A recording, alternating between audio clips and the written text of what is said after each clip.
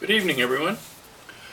Mark Mulligan, and it's a beautiful evening. It's actually getting a little warm here in Arizona. It's going to be, well, it was 100 today, but so I'm sitting out in the backyard. I like the warm weather, especially at night, and it's just a quiet night. It's a Friday night, so it's very comfortable. And I was thinking about things. I've been putting a lot of stuff out today, and posting a lot of stuff on eBay and Craigslist, and went to a couple of estate sales, and tomorrow is the 50% day with the estate sales. So what that means, people negotiate, and they want to get rid of it, the estate sale sellers, so they will negotiate because they don't want to haul it out, because they got to haul it out, plus they get a commission. I don't know if you're aware, but most of the estate sales that come in to a place and reprice everything up, blah, blah, blah, they get about 30% of what they sell. And so the person that, the families of the deceased or what have you, they get about 60%, 70%. And then what's left over, they'll have these salvage companies come in and they buy them out for the rest of it. So whatever they don't sell, they'll come in and give them $5,000, $3,000, and they'll haul everything out of the house. So then the house can be set up for resale. But one of the things I want to talk to you about tonight, a little bit different than on how to sell on eBay, I wanted to talk to you a little bit about books, and mainly business books. I've read thousands and thousands of business books. I was fortunate to have a fantastic boss, my first job, and he was really into learning. And of course I was vice president of the organization, and he said, Mark, you need to keep us on an edge, so you learn whatever you can, and if you get one idea out of one book, or you get no ideas but you learn how not to do something, let's do it. So it was fantastic. And he also was very much into allowing me and him to go on trips and to go to different seminars. We went to the Inc. magazine seminar one time, him and I, and it was phenomenal. General Schwarzkopf was there, and Stephen Covey, and Peter Senge, and all the gurus. At that time, they were all phenomenal. Cohen, the negotiator guy. They were all there. And a lot of the books here that what I want to talk to you about tonight is a little bit about some of the books that have influenced me, and which I would still highly recommend people read if they're going to get into business. Now, of course, a lot of these folks, they'll write and they don't talk about the seedy side of business.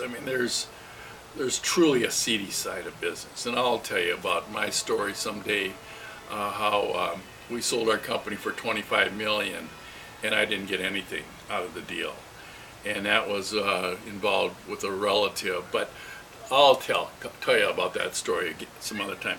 But I want to tell you about some of the things that I have read, show you some books here that I still have. There's a lot of them that I got rid of over the years. I just couldn't carry them. Thousands. And so at some point I gave them away and stuff. But one of the books that I read that I would tell you don't worry about reading is Trump University Marketing 101. Don't waste your time on this one. Anyway, I did read it, and that was in the day when I was really trying to figure out, how do you make a lot of money. So, but, of course, I've read the Bible, and I like the Bible and everything, and it gives you a lot of good lifestyle things. But one of the books that I read early on in my career that it still has relevance, let's see if I can find it here, is Think and Grow Rich by Napoleon Hill. And this book is a phenomenal book. It's really a story about a guy, and it's real, it's life, because it talks about, how a millionaire basically built his business, how they lived their life. And actually, one of the guys that is in this book. I think his name is Graham. He is Warren Buffett's guru. Warren Buffett has always sort of went to him when he was alive and talked to him, and that's given Warren Buffett his values, and so on how to invest people's money and that kind of thing. So great book. Another book that has been phenomenal for me is Stephen Covey's The 7 Habits of Effective People. This book probably changed my life the most. What we did at the village when I worked there was we actually had Covey groups, and everybody read it, and you know, the principles of Stephen Covey are phenomenal. They relate to personal life, business life, and if you develop these habits that are you know, the right habits, principled, centered habits, they will help you really with making the right decisions. And you know, one of the things that I always did in my life was put families first, and that was one of the habits, and he even wrote a book on it. So you know, let me just see here if I can find the habits that are make some sense here. So the 7 habits, he talked about paradigms. He kind of brought that word paradigm to the forefront. People started talking about paradigms and what your paradigm is. He always tells a story that I think about a lot, where a young man was in a train riding with his kids, and they were out kind of rambuncting around and everything, and one of the women riding in the train was very upset, and she ended up going to him and saying, you know, your kids are really acting out and kind of looking like they're having a lot more fun on here than they should. And he said, yeah, and he was kind of distant. He said, yeah, it's kind of nice to see that. And she was very surprised. And he finally said, yeah, my wife died today. And they, you know, finally they felt the pressure. And so she kind of quieted down and realized that, you know, you have to understand where people are coming from in their lives, because, you know, you don't know what kind of things they're going through at any time in their life. So anyway, that it has been a great book. He wrote another book called The 8th Habit, but I liked another one that he had called The Families First, and that was a great book. It really talks about relating to your family first. So that was a great one. Another book I read that was really neat, in fact, let me give you, here's another one of him, Principled Centered Leadership. This was Covey's second book, and mainly on business. And of course he says, give a man a fish and you feed him for a day, teach him how to fish and you'll feed him for a lifetime. And Covey studied the Bible big time. And so he always used a lot of those principles. He studied many religions to get his ideas. And so he was Mormon himself. So him and Franklin Planners guys were both Mormons, and they eventually merged, but a couple great guys, you know. Another one I read was The Raising of Money. And this is when I was first starting at Village, because I was a fundraiser. You know, I was an exec, and a lot of my expertise was on the financial side. So I needed to learn, you know, why people should give money to the village and different things. And so this was another great book that you would read even if you weren't a fundraiser. You would learn how to raise money for, say, an event that you might want to put on for your church, or you want to raise money. What are people thinking? Why do they give money?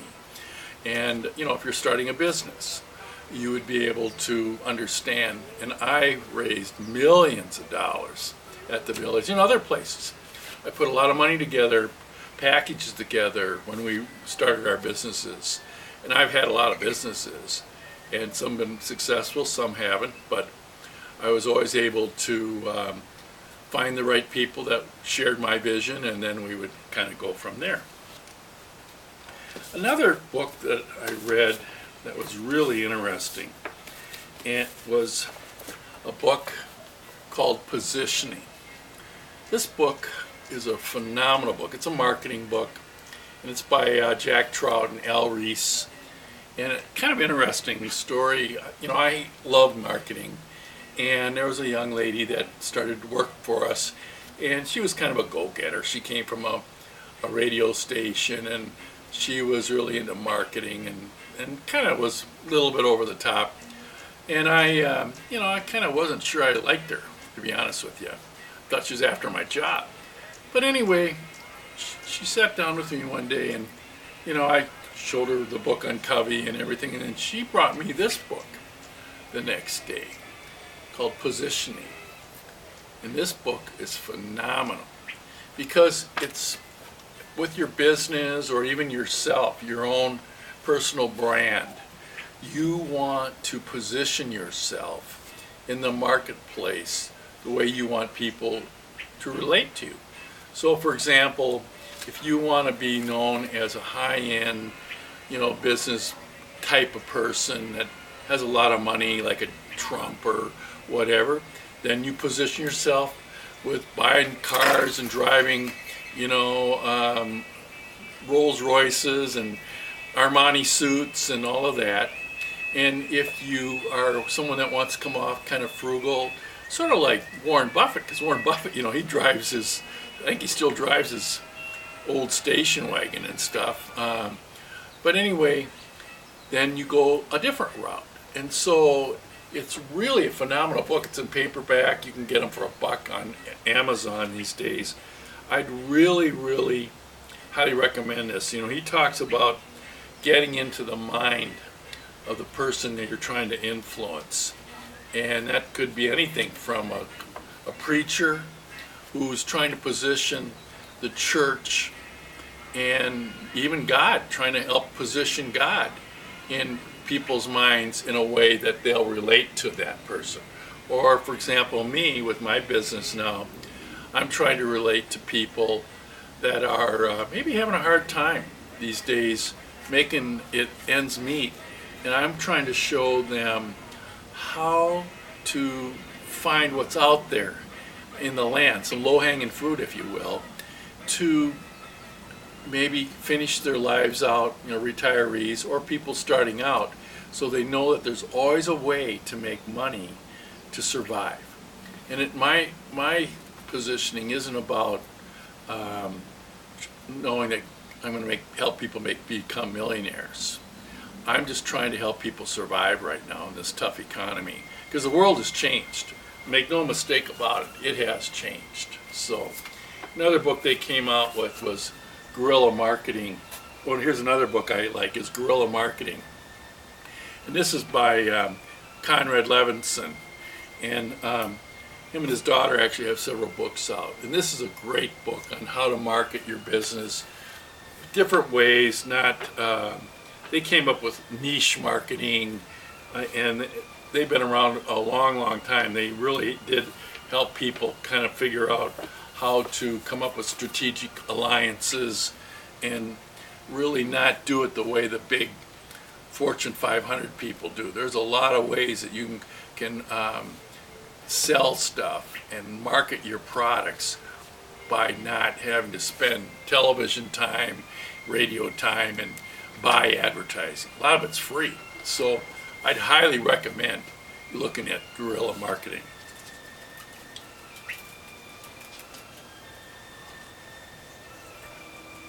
Another book I bought that really helped me, I bought them both. And the first one was called The Path. No, it was the Jesus CEO. Now, this isn't a religious talk tonight, but she related Jesus to the business world and what he would do to help make your business successful and stuff. And then this book, Creating Your Own Personal Mission Statement, it's called The Path, by Laura Beth Jones. Phenomenal books. They're short and small, but they really had some great points. And I would highly recommend that. Again, you need to understand that you are your own agent anymore. There was another book I read, I think it was called Agent USA or whatever. But in this day and age, you don't work for a company anymore. You are providing a company, Mark Mulligan's repertoire of expertise that he has for you to use.